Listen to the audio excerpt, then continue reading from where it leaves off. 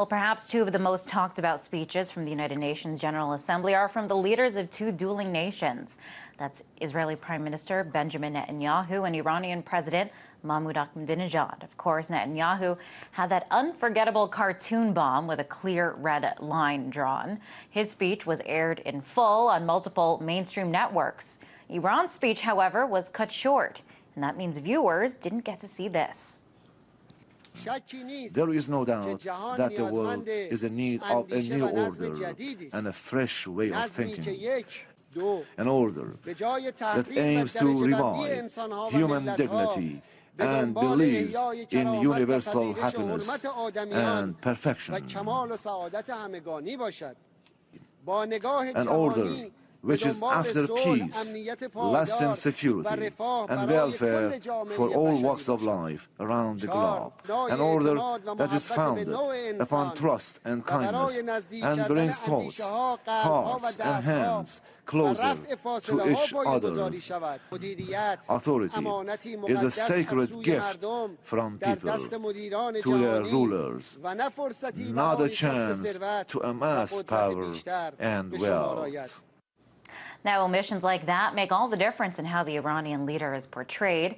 It means the difference between a warmonger and someone opposed to war. So what else isn't being reported, and what are the ramifications of this kind of selective reporting? To discuss this, I was joined by Amber Lyon, three-time Emmy Award-winning journalist, photographer, and filmmaker.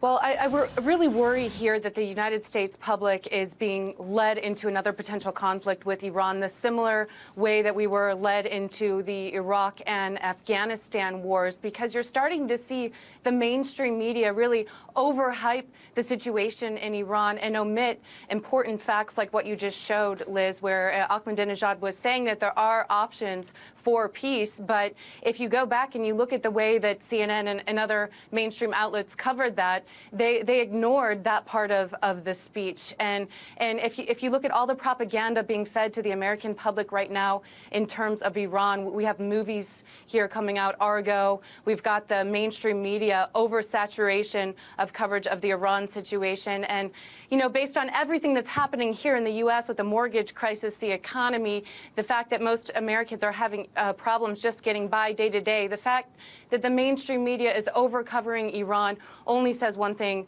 to me, and that's that the American public is being propagated into another war, Liz. And why do you think that this is happening? Well, I think that it's a use of propaganda, and this is something that goes back to the terms weapons of mass destruction. The American public was fed that phrase over and over and over leading into the Iraq war, and now we're starting to see it as far as nuclear weapons and Iran goes in the U.S., Liz. And I just fear that the public is continuing to be fed propaganda that unassuming Americans don't realize they're being fed to lead us into another potential conflict. Now, the job of the media is supposed to be, you know, this fourth estate and to, you know, show, all possible angles and basically just to report the truth. What do you think it is? I know that you worked for CNN. Why would it be otherwise? Why would they be presenting war propaganda, as you call it? Well, I really can't speculate as to exactly why this is going on, but I can tell you that when I was working for CNN, we did have a documentary that we aired on the Bahrain situation, and that's where we have our naval base, which is right across from Iran, so we strategically want to keep that naval base, and it was very difficult to get stories on about Bahrain. I even came out a couple weeks ago talking about the censorship of that documentary on CNN International. And above all, Liz, I feel that the American public is not being fed the true story about what's going on in this region, and it's very dangerous, because when the public is constantly fed messages that are potentially leading us into a war that may not be necessary, it's not fair to the American people, and it's not fair to journalism, because the truth isn't being told here. What's being told here is the way that these networks networks want to spin the truth, and that's leading us into another potential conflict with Iran. And I've been trying to tell my followers on my Facebook page and on Twitter to really open your eyes, because once you notice and start to, you take the blindfold off, you start to see all of this anti-Iran propaganda floating through the American mainstream media, and it's symbolic of exactly what was going on before the wars in Iraq and Afghanistan, Liz. Now, we do have a clip of this documentary that you filmed. Want to take a look at it, and then we'll talk more about the documentary and the way CNN reacted to it. The protesters seem to have disappeared from Bahrain's capital, thanks to the intense military crackdown. We ventured into another side of Bahrain, a side the government didn't want the world to see, to find out where they've gone. We drove to the Shia villages, passing military checkpoints as we left the capital. So we're gonna hang out with these protesters for a little bit.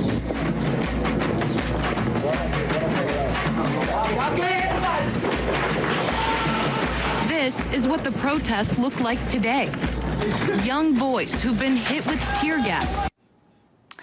Now, the documentary that we just saw a clip of never aired. It never aired on CNN International. Why not? Well, I still haven't been given an exact reason as to why it didn't air. I went and visited with the president of CNN International, Tony Maddox, twice on behalf of my dumbfounded crew, and we were never given an answer. And so I started investigating the situation, Liz, after several employees who'd been at the network for years approached me and said, you need to look into this. There's something going on. It's very strange they're not airing your documentary. And after some investigation, we found out that CNN International is actually making money from the Bahrain regime. They are a customer of Bahrain. Bahrain is paying CNN International to create content that shows Bahrain in a favorable light, and then air, also not only to create that content, Liz, to then air that content on CNN International. And in one of the shows, it was called I List Bahrain. It was back in 2010. It was sponsored by Bahrain. And Richard Quest was live from the country for a week talking about the Formula One race and how progressive Bahrain was and how the Crown Prince was a reformer. Well, we saw in February 2011 that under the Crown Prince's rule, the military troops shot and killed unarmed protesters in broad daylight. And this is very dangerous, because what CNN is doing, and they're not only taking money from just Bahrain, they've also produced similar content for Georgia, Kazakhstan, and other nations as well, Lebanon. And what makes this dangerous is they're not disclosing to the viewers that these sponsored programs are actually being sponsored. Or if they are disclosing it, it's in very small gray lettering at the bottom of the article. And that's dangerous not only to our foreign policy, but once again, making the American public and the public in general that's watching this network think that there are rosy situations happening in these countries when that's not the case, as we've seen with Bahrain. And it's defrauding viewers, and it's defrauding their own journalists. I was not told, as a journalist working at the network, that this was going on. It wasn't clearly disclosed to me that at the same time I was investigating the Bahrain regime, Bahrain was a paying customer at CNN, Liz. And you did this all, you found this out all through your own research. What did CNN tell you in terms of when you were like, hey, why aren't you playing my documentary that I risk danger and to bring this story? And what did they tell you as to, why they weren't playing it? Well, that's what made me more suspicious, is because they never gave us an answer. They never told us why they weren't playing it, even though I asked the head of CNN International twice about it, and even bosses above me told me they didn't have answers for me, and I'd have to go searching for those answers. So that pretty much, as an investigative reporter, tells me that something's going on. And so on behalf of my crew, who, I got to get to the bottom of things, Liz. I mean, we had fixers and drivers in Bahrain who are currently now have been laid off because they helped us film that documentary. Some who are continually still harassed. Doctors Without Borders employee who actually drove us into these villages to show us doctors who'd been beaten by security forces. He risked his safety. Several months after our documentary, his home was burnt down, and in part activists say because he helped CNN with that documentary.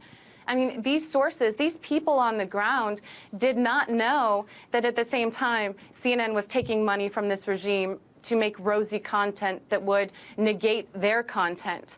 And they risked their lives. And I feel like CNN owes them an apology, as well as an apology to viewers and its own journalists for defrauding them with this information, Liz. Wow, Amber, really, really eye-opening, and really appreciate you coming on the show and telling us all about this. That was Amber Lyon, 3-time Emmy Award-winning journalist, photographer, and filmmaker. Thanks for having me on. Appreciate it.